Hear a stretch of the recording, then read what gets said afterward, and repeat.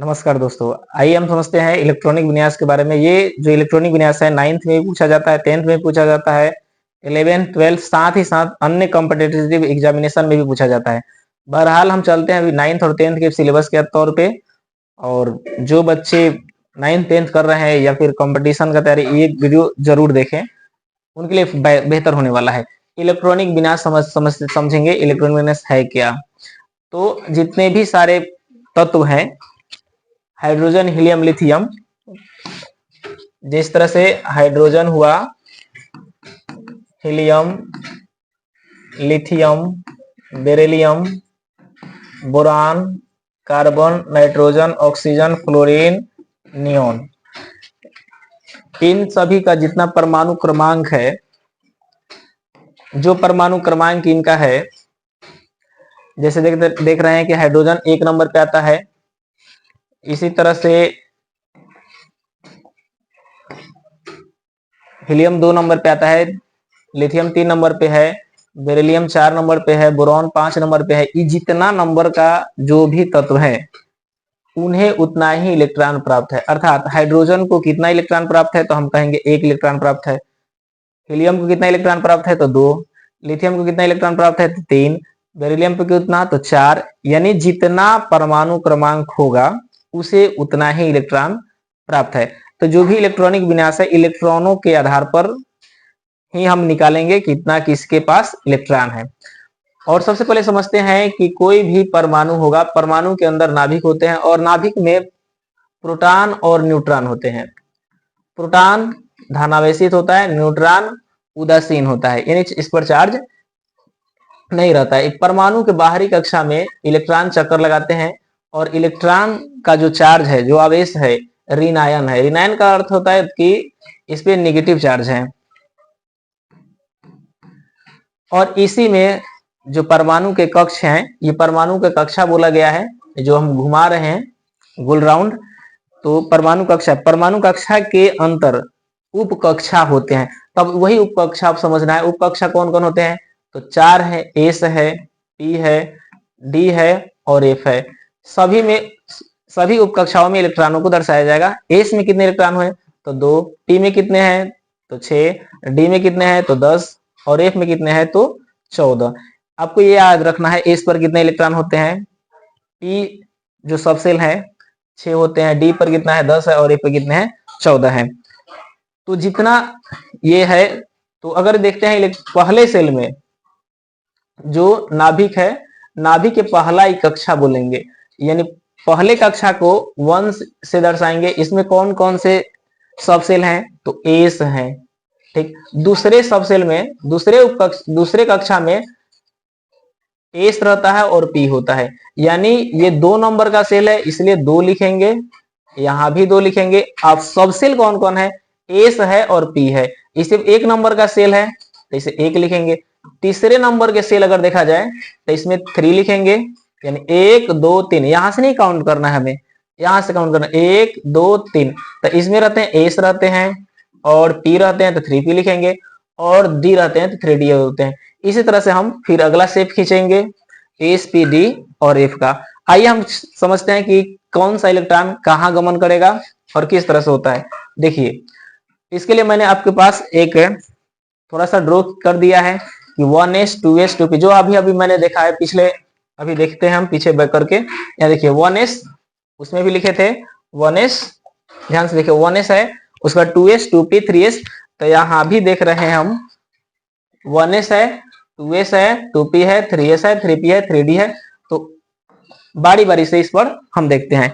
एक और यहाँ पे देखने के लिए मिलता है हमें कि एस पर कितने ज्यादा से ज्यादा इलेक्ट्रॉन होंगे तो 2 होंगे, पी पर कितने ज्यादा 6, डी पर कितने 10 और ए पे कितने 14।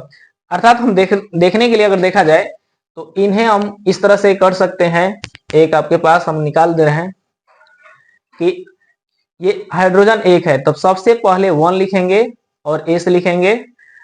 ये दर्शाता है कक्षा को, कितना नंबर कक्षा है।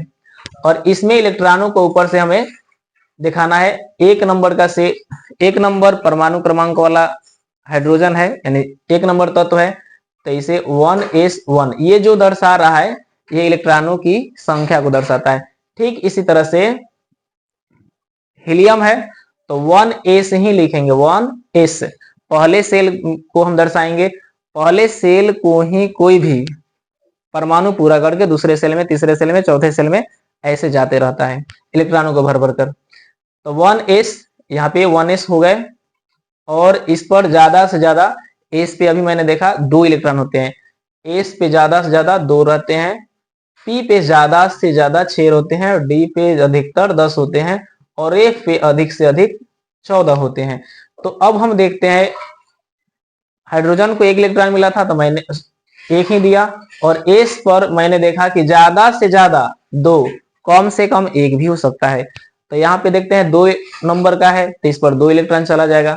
ठीक इस तरह से लिथियम पे देखते हैं तो 1s हो जाएगा, और यहाँ पे 2, ज्यादा से ज्यादा 2, 3 नहीं कर पाएंगे। उसके बाद अगला नंबर पे जाएगा यानी 2s1। तो इस आधार पे हम देखते हैं, तो एक आपके सामने एक फॉर्मूला मैंने तैयार किया है, इस तरह से हम इसे भरेंगे 1s 2s 2p 3s 3p 4s, जितना भी परमाणु क्रमांक वाला होगा हम निकाल सकते हैं। जैसे हम 10 नंबर को देखते हैं, 10 नंबर आता है नियोन। नियोन को भरना चाहते हैं तो आराम से भरिए, सहज रूप से भरिए, यानी एस पे ज्यादा से ज्यादा 2 इलेक्ट्रॉन, पी से ज्यादा 6, डी पे ज्यादा से ज्यादा 10, और एफ पे ज्यादा से ज्यादा 14 इलेक्ट्रॉन। तो इस पे है नियोन 10 नंबर का है तो इसे 10 इलेक्ट्रॉन प्राप्त है, जितना नंबर होगा उतना उसे इलेक्ट्रॉन प्राप्त है। इस आधार पर अगर देखते हैं तो 1s था तो 1s मैंने लिया, एस पे ज्यादा से ज्यादा 2 यानी 2 इलेक्ट्रॉन इसमें भर लिया। फिर 2 नंबर आते हैं 2s, दूसरा सेल में जाएगा तो ज्यादा से ज्यादा एस पे कितना इलेक्ट्रॉन 2, 2 और 2 4 इलेक्ट्रॉन गायब हो गए। अभी इसके पास 6 इलेक्ट्रॉन है। 2 फिर दिया है p, अब देखते हैं p पे ज्यादा से ज्यादा यानी 4 इलेक्ट्रॉन तो इन्हें भर लिया, और कितना चाहिए कि 10 पूरेगा तो 6। अब ये काउंट करते 10 हो गया, 2 2 4 और 6 10। मैंने यहाँ एसपीडीएफ का बारे में लिखा था। इस तरह से 20 नंबर पे अगर देखा जाए, 20 नंबर पे कैल्शियम है, कैल्शियम को देख लेते हैं। तो सबसे पहले वही क्रिया होगा 1s2, एस पे ज्यादा 2, फिर उठाते हैं 2s, एस पे ज्यादा से ज्यादा 2 इलेक्ट्रॉन तो 2 2 4, 20 इलेक्ट्रॉन है, अभी मैंने 4 ही इलेक्ट्रॉन भरा है। फिर अगला देखते हैं तो 2p, p पे ज्यादा से ज्यादा 6 इलेक्ट्रॉन होते हैं तो ये 6 हो गए, 2 4 6 10 हो गए, 10 हो गया। फिर उठाएंगे 3s, एस पे ज्यादा से ज्यादा 2 इलेक्ट्रॉन तो यहाँ पे हो गए 2, 12 हो गए। इसी तरह से 3p, p पे ज्यादा से ज्यादा 6। अब काउंट करिए, देखिए मेरे दोस्तों 18 इलेक्ट्रॉन हो गए। फिर आता है 4s, तो 4s अगर 1 लिखेंगे तो 19 नंबर का यानी पोटेशियम का हो जाएगा, अगर 2 लिखते हैं तो ये 20 नंबर का यानी अर्थात कैल्शियम का कैलकुलेशन के आधार पे हो गए। तो काउंट करते हैं 20 इलेक्ट्रॉन, इसे कैल्शियम को 20 इलेक्ट्रॉन प्राप्त है। गिनिए ऊपर जितने हैं, काउंट करने पर 2 2 4 6 10 2 12 6 18 2 20। इस तरह से आपको अगर देखा जाए 30 नंबर जो है जिंक जेडन का, ठीक वैसे ही क्रिया करेंगे तो हो जाएगा। देखिए 1s है तो हम पहले 1s लिख देते हैं, फिर अब एक बार देख लेते हैं 2s 2p 3s 3p, इसी तरह से 4s, 4s के बाद क्या लिखा है 3d। अब काउंट करके हम अपना आपको दिखा देते हैं किस तरह से आता है। ठीक है, देखिए एस में ज्यादा 2 इलेक्ट्रॉन तो मैंने 2 भर लिया, अभी 30 इलेक्ट्रॉन इसके पास है। अगला में 2 2 2 4, अगले 6 4 6 10 10 और 2 12, एस पे ज्यादा से ज्यादा 2 इलेक्ट्रॉन। फिर इसी तरह से फिर 6 पी पे कितना 6, फिर इसी तरह से एस पे कितना ज्यादा से ज्यादा 2। अगर मेरे द्वारा कहा जाता 30 ना करके, अगर मान के चले 30 की जगह पर नहीं, अगर ये 26 नंबर पे रहता लोहा, यानी 26 नंबर पे आता है तो डी पर कितना बैठा थे मेरे भाइयों, गिनिए 2 2 4 6 10 10 2 12 12 6 18 18 2 20, तो 20। अब डी पे ज्यादा से ज्यादा मैंने देखा है, एस पे 2, टी पे 6, डी पे 10 और एफ पे 14। डी ज्यादा से ज्यादा रखता है तो 10, तो अभी इसे चाहिए कितना, काउंट करने पर 20 हुआ, लेकिन अभी कितना चाहिए कि 26 हो जाएगा, तो 6, ये 26 नंबर का हो जाता। अगर 27 नंबर, इसी तरह से 28 नंबर, 29 नंबर, अगर कॉपर देखा जाए तो 29 नंबर पे है, तो कॉपर की बात होता तो यहाँ 6 की जगह पर क्या लिख देते, 9 लिख देते, तो 29 नंबर हो गया। हमने जिंक का बोला था आपसे, तो जेडन कितना नंबर पे है, 30 नंबर पे, इसलिए डी का मान जो हो गया, डी पर कितना जाएगा, यहां तक हमने काउंट किया है तो 20 हो गए, डी पे ज्यादा से ज्यादा 10।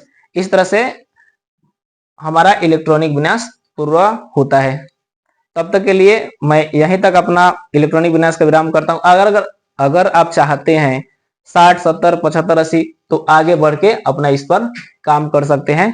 तो जितना हो सकता है इसे आप 118 एलिमेंट होते हैं, आप 118 एलिमेंट तक नहीं, कम से कम 90-95 तक अवश्य सीख जाइए।